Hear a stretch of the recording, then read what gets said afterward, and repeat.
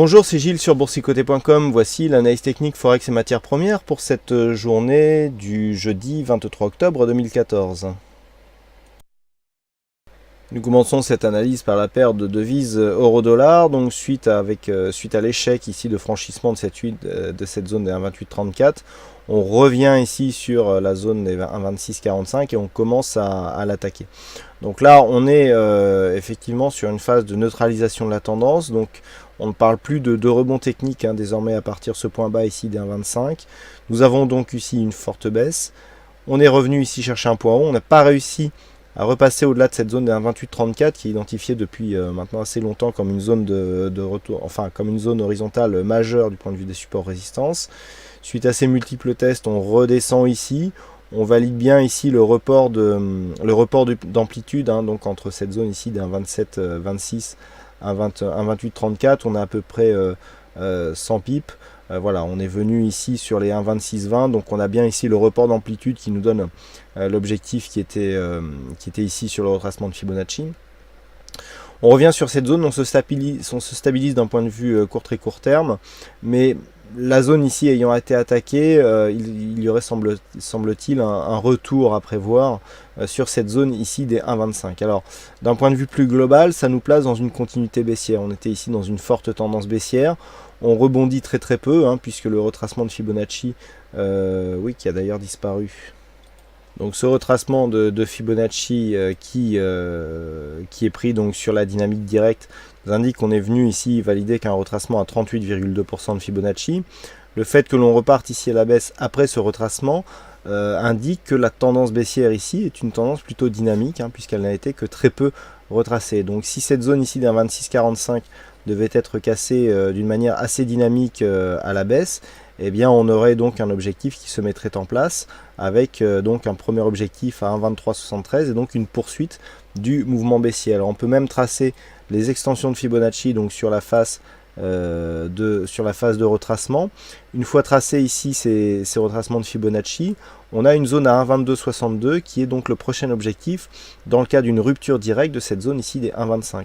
Donc ça c'est quelque chose que l'on peut retenir dans les prochains jours. Si à partir de cette zone ici d'un 26,45, eh bien on vient casser d'une manière assez significative cette zone des 1,25, l'objectif se situe donc sur l'extension qui se situe à 1,2262 en sachant que nous avons ici une zone horizontale qui est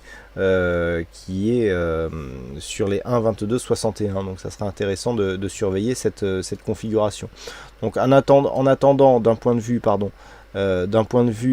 court terme, eh bien nous avons cette phase qui se stabilise ici autour de cette zone des 1,2645.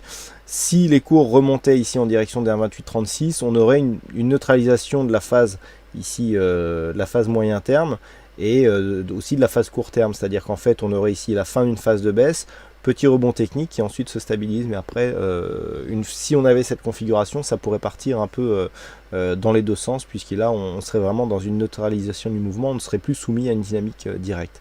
Donc à surveiller ici, soit on casse les 1,2645 et dans ce cas-là on prend le risque de partir ici sur une rupture des 1,25, soit on reste ici dans ce range et dans ce cas-là on neutralise l'intégralité de la tendance. En ce qui concerne le dollar yen, on est bien ici sur une phase de changement de dynamique, puisque suite à la rupture ici, on avait vu précédemment que les cours venaient en retracement ici dans la zone 50-61,8. Ensuite, on avait eu cette inversion de flux ici, où on avait encore les cours qui plafonnaient sous cette zone de moyenne mobile. Puis cette zone a été cassée hier, on retrouvait une orientation un peu plus haussière, et puis on voit bien ici que désormais la moyenne mobile 20 exponentielle, qui était précédemment ici zone de résistance, s'impose désormais comme zone de support. C'est relativement net sur cette zone de cotation court terme. Et puis suite à cela, on vient attaquer d'une manière un peu plus forte ici la bande de Bollinger supérieure, alors que le contexte commençait à être suracheté. Donc ça c'est un signal de force. Si on prend ce mouvement dans une vue un peu plus globale, il s'inscrit dans une continuité puisque nous avons ici cette phase de hausse, un retracement qui vient tester la zone 50-61,8 dont on parle souvent, puisque c'est une zone cible de retracement qui est souvent utilisée, les deux principales zones étant la zone des 38,2 et la zone 50-61,8. Là sur cette phase, le fait que l'on repasse au-dessus du 23,6 nous met dans une probabilité d'avoir un retour ici sur la zone des 110 yens pour $1, avec une éventuelle rupture qui donnerait donc l'ouverture à de nouveaux objectifs haussiers. Donc du point de vue de la tendance moyen terme, on reste dans un flux haussier. La tendance court terme ici s'est retournée suite à une phase de consolidation. Donc là aussi pour l'instant on est dans une phase de continuité. Donc là tant que l'on reste ici sur cette dynamique, tant qu'on ne repasse pas d'une manière trop dynamique sous la moyenne mobile 20 exponentielle ici en rouge pointillé, eh bien l'objectif se situe sur les 110 yens pour $1, à savoir les points hauts que nous avions eu au début de ce mois d'octobre. Et enfin pour l'or, nous sommes en train de passer sur un scénario alors qu'on avait commencé à aborder, à savoir ici donc eh bien, depuis cette phase de baisse et ce retracement qui était en place, on a vu que nous avons à peine effleuré ici la zone 50-61-8 et que les cours repartent à la baisse. Donc là c'est plutôt c'est assez sensible hein, comme phase ici d'évolution, puisque nous sommes effectivement donc sur une phase où les cours peuvent continuer à descendre. On le voit ici, on a une belle accélération alors que même nous avons un changement de flux. Précédemment, les cours ici étaient bien au-dessus de la moyenne mobile 20 exponentielle. Et là, le changement avec le contact, donc ce fameux contact qui donne le signal d'inversion de la tendance, se fait d'une manière très appuyée. On vient bien enfoncer ici cette bande de Bollinger inférieure. Pour l'instant, la bougie ne réintègre pas immédiatement l'intérieur des bandes de Bollinger. Donc on est vraiment sur un réel changement de tendance. Juste après avoir ici à peine testé cette zone 50-61-8, c'est assez intéressant. Alors on avait un objectif à 1257, l'objectif n'est pas atteint. Et donc on commence ici à se réorienter d'un point de vue court terme à la baisse. Alors là attention, puisque nous avons quand même des signaux qui sont assez importants et qui peuvent avoir des conséquences sur la tendance moyen terme. Je vous rappelle que cette zone ici des 1187 $ l'once constitue une zone majeure de la tendance, puisqu'il s'agit d'un niveau historique qui n'a plus été franchi depuis plus de 4 ans. Il y a eu divers tests d'un point de vue moyen terme, mais là avec ce test qui est venu eh bien, enfoncer de quelques points cette zone avant un rebond, je dirais que le prochain test, s'il était rapproché, eh bien, pourrait donner lieu à une phase de cassure qui aurait donc des conséquences sur la tendance long terme, puisque nous aurions la cassure d'un point bas long terme qui pourrait provoquer une accélération. Hein. Sur cette phase, il y a vraiment un risque ici d'avoir une accélération de l'or à la baisse.